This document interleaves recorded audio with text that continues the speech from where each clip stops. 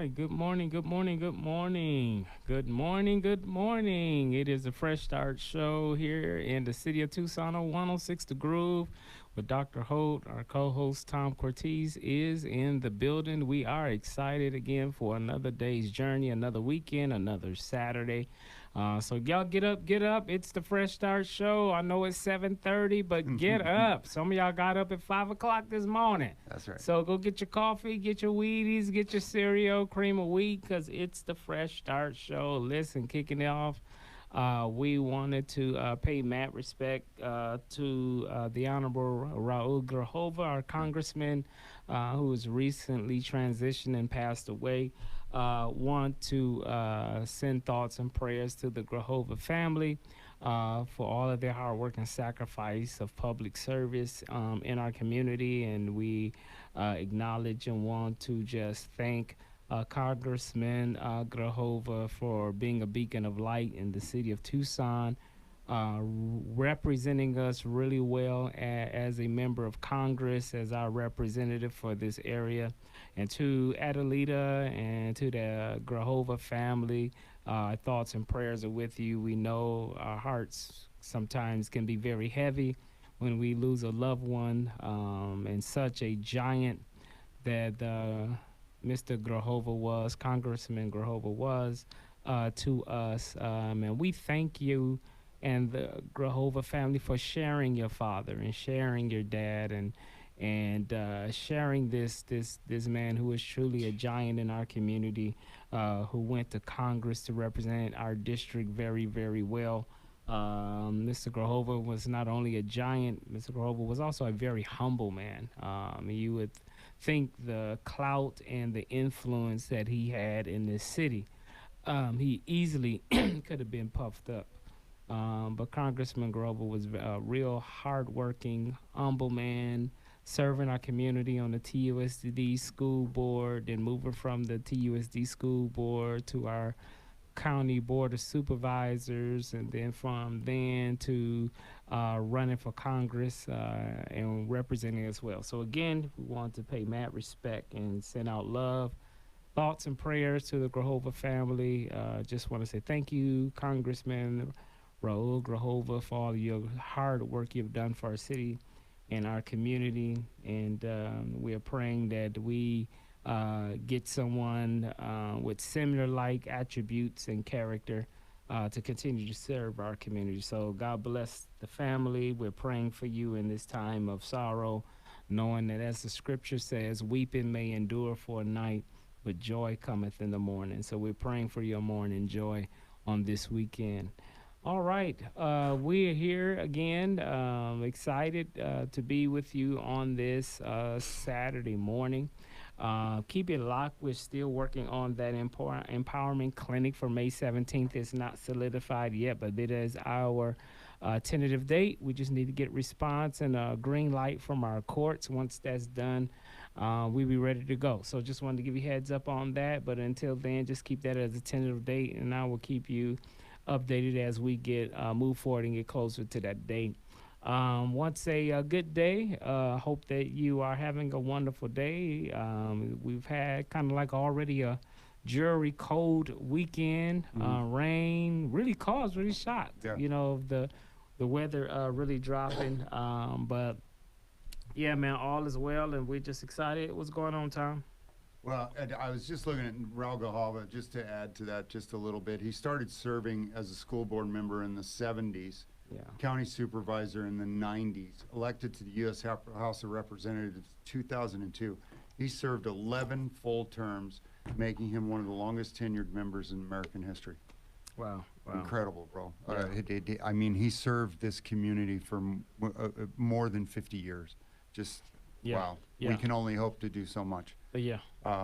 What a blessing. Hey, last week, Market of the Move, we sold out, man. We were able to give a few boxes away. It just very cool, bro. It was a line from 7:20 until we were done, and it was very cool having the people come through there.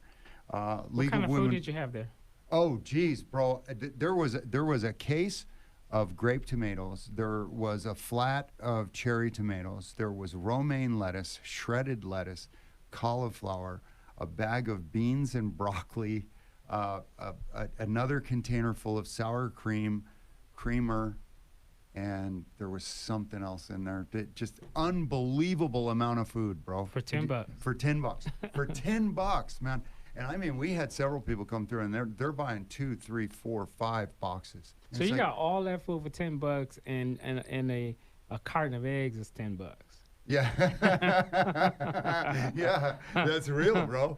That's real. That's So terrible, you get all man. that but- food, all that, yeah. all that. You $10 just get you one carton of eggs, but $10 at the Market of Move will really put real groceries in your And house. we put a table up front. You know, Yeah, I've been there. We put a Yeah. table up front with all the stuff on it, and people Yeah. were driving through, and that's what we get yeah, for yeah. $10. Yeah, Yeah. yeah. Are you- And it took me about a month to eat Yeah. on the food that I got. And I tell you, it's a lot of food.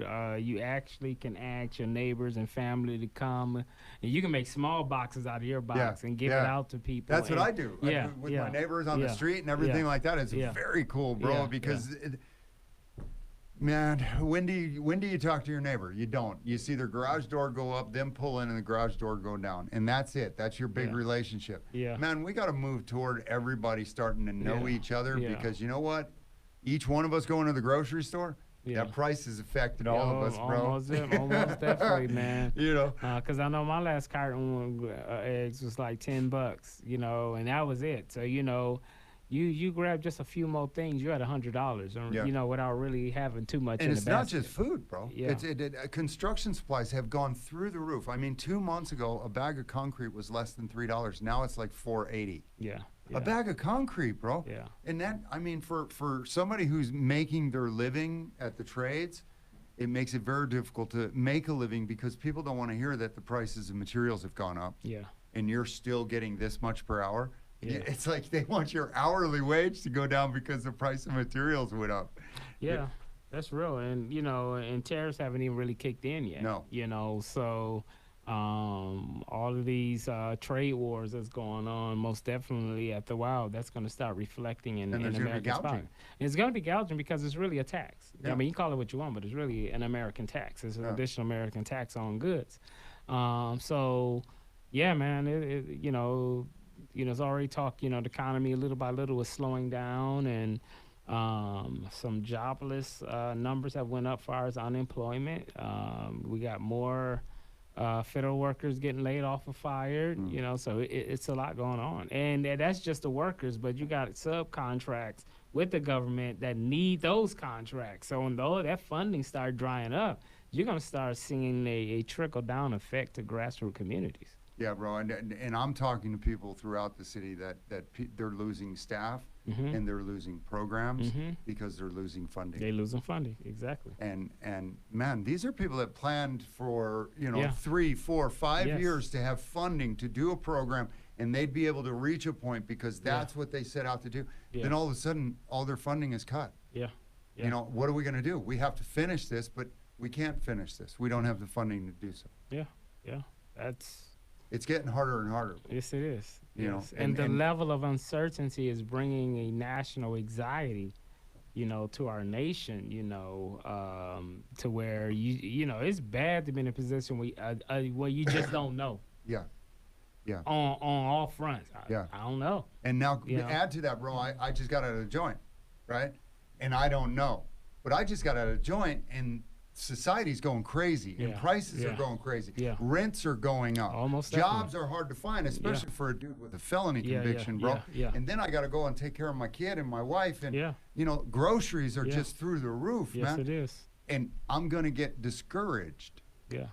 But when you get discouraged, I'm talking to you brothers and sisters, when you get discouraged, do not go back to the vomit. Yeah. Do not return to the vomit, man. Yeah. Return to the phone, call somebody, and say you need help. Yeah. Because you know what? There are organizations that still help, that still have funding, Yeah. and still are there to help you move Yeah. forward, bro. Yeah. And we know those people.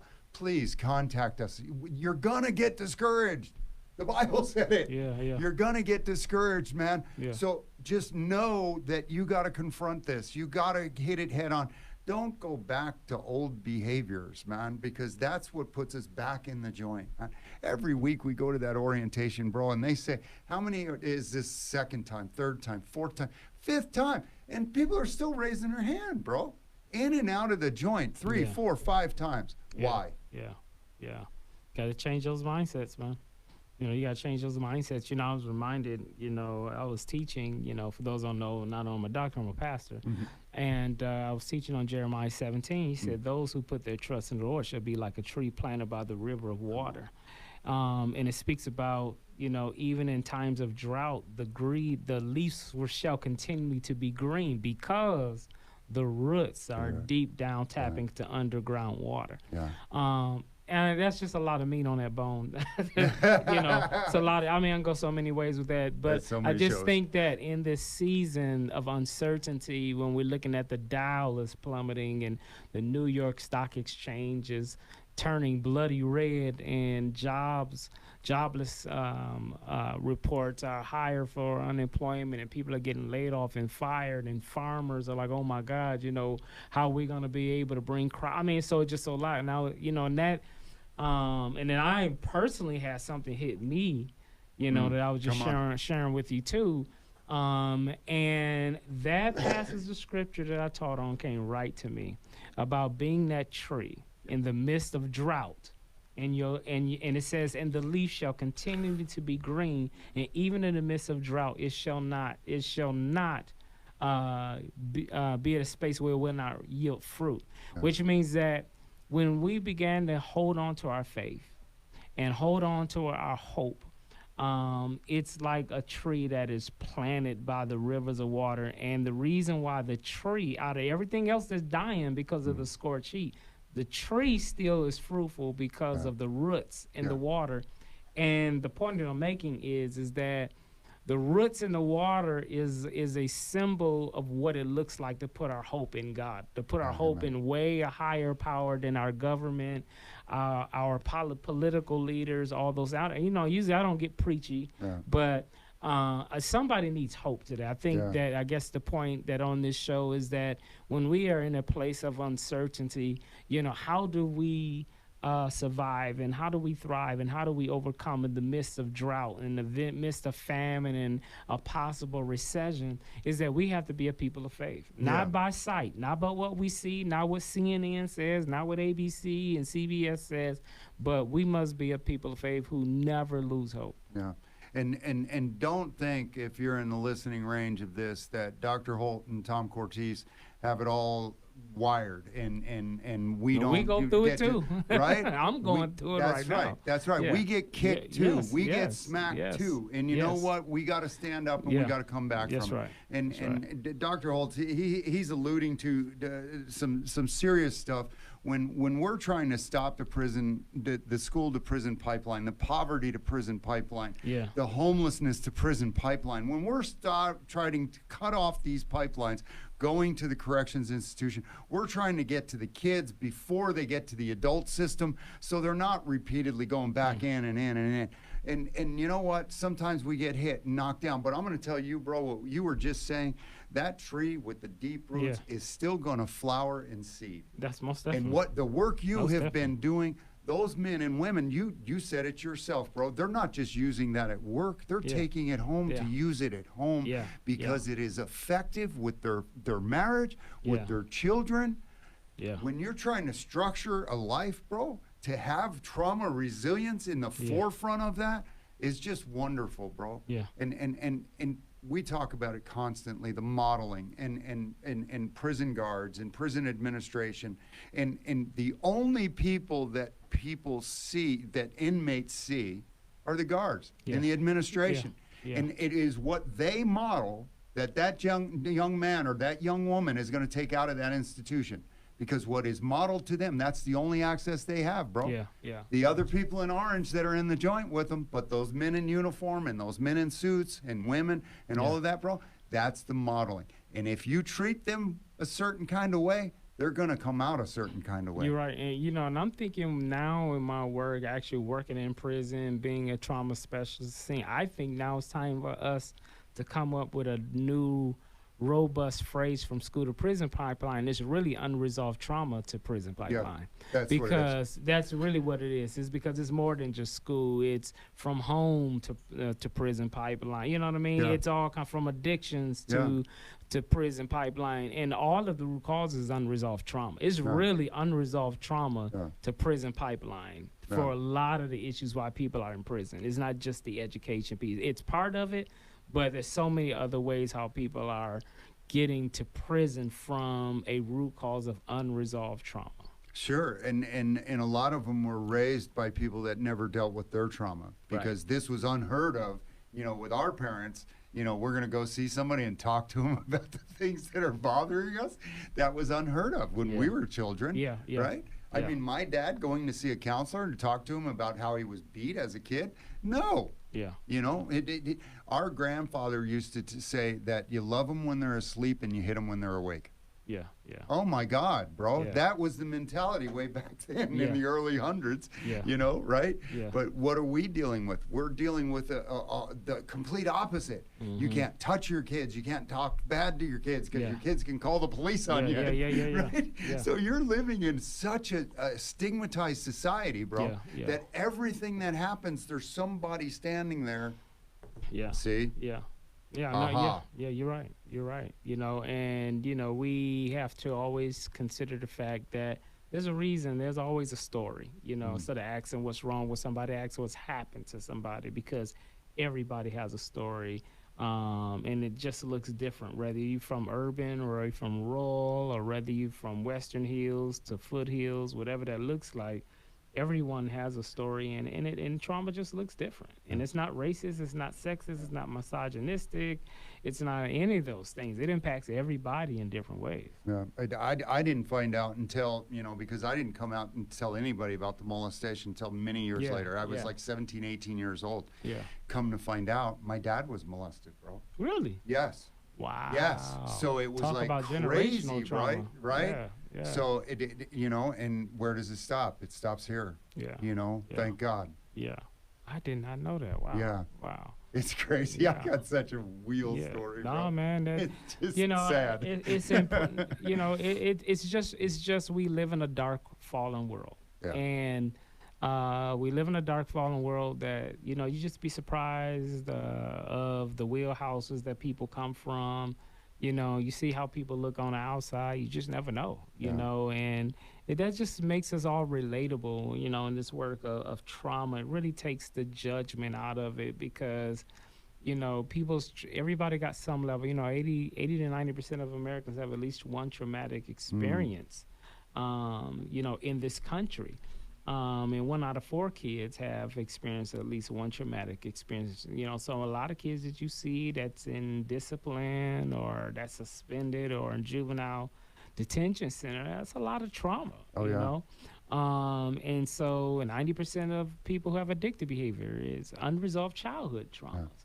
So you want to have a higher probability of relapsing because you're never getting to the unresolved trauma, right? We got to get to that space of the why you did what you did. We know what you did, right? We got evidence to show that. That's why you're incarcerated. But we don't see the whys. We have to peel the layers of the onion and discover the why. We know the what. We define the why. We can plan the how when it comes to the healing piece, if that makes sense. No, that's great, bro, because there's a what, and then there's a number of triggers.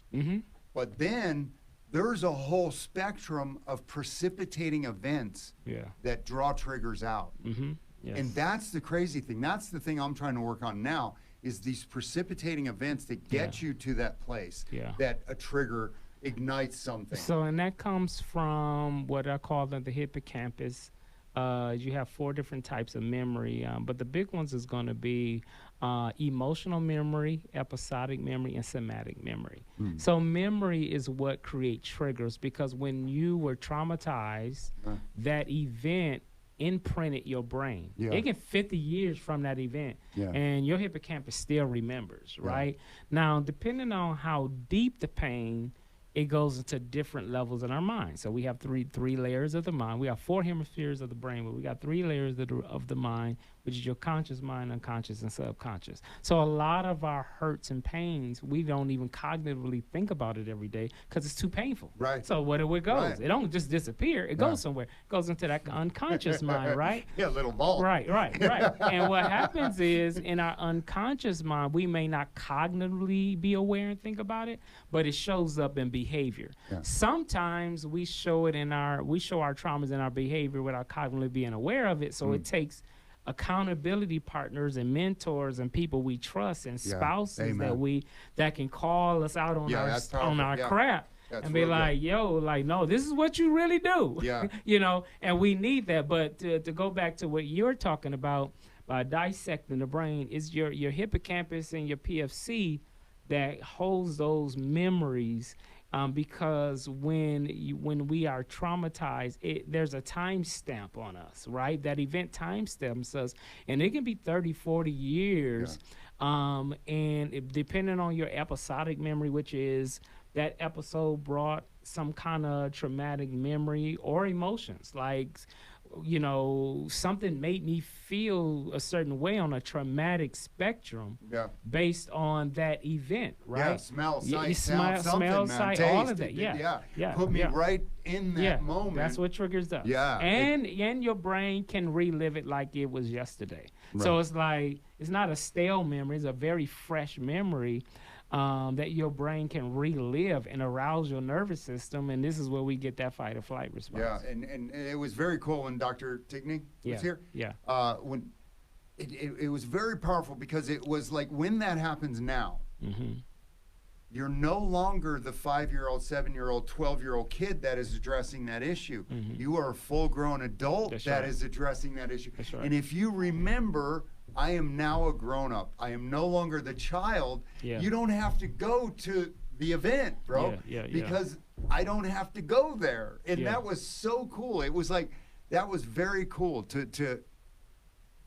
I was still, right. So I was still going back to the child. On the grief side, but on my trauma side this is the catcher though, is that sometimes the brain is so disrupted from a cognitive and a behavioral perspective to where the brain stays stuck at the time that they were traumatized. Yeah. So this is the reason why men are 52 and 65 still have 15-year-old choice decision makings, is because the maturity of the brain, not just the size of the brain has been halted, but the maturity of the brain has been halted as well. So again, this is why we see people, they look like this guy's in a midlife crisis. It's like, no, that brother got some some unresolved trauma somewhere, and he's trying to fit a Ferrari, you know, into that space. And no, bro, that's a sign that you need to heal from some things, you know. So, man, we got 2 minutes, but listen, that's crazy. No, it was good. This was good. Time went just zoomed by. Any updates coming up? What is it? April 7th, I think, or April 11th is the next Market on the Move. You know, May 17th. We're working on that for you guys. And please call us. Fresh-Start.International is the website. Fresh Start International Facebook. You can contact me through there. You can get me through Thomas at Fresh-Start International or Demond at Fresh Start International. And get a hold of us because we can get you help before the 17th. Just let us know what help you need, and we can help you get things together. All right, you heard it. You heard it from Tom himself, so make sure you take advantage of those resources. Getting ready to close out. I don't do this enough, but I got a lot of resources on Amazon. I'm like, I don't know how I go on the show, and I don't even talk about myself. But yeah, you definitely want to get the Black Trauma that's out there. Hurting People Hurt People. I've been getting some great reviews on that, how that book is really blessing people with healing. Hurting People Hurt People is on Amazon as well. Get Your Mind Right, Unbreakable. So there's some great stuff out there. Stop so go out on people who didn't cut you. Yeah. So let's go. Let's support your boy. Trying to make those things happen. Wonderful comment. I had a white lady tell me that one of the best books for white people to read is Black Trauma. Really? Yes. Wow. She said that it was incredible for her to read this book because it opened her eyes to things that she had no idea. Wow. Well, and you know, bro. I mean, Yeah, we yeah, deal with yeah. people who say things and don't understand what it understand it. is Yeah, they are yeah. saying. Wow, that's very powerful, Tom. Right. Thank you for so, that feedback. So yeah, so that was powerful for me. So now I want to read it. Yeah. Well, go read it. So yeah, go out there, go get Dr. Holt's book. Support your boy. We're trying to bring healing to the world. We out of time. See you next weekend at 7:30, 106 The Groove, where we believe at Fresh Start everybody deserves a new beginning. Fresh start. Let's go. Take care.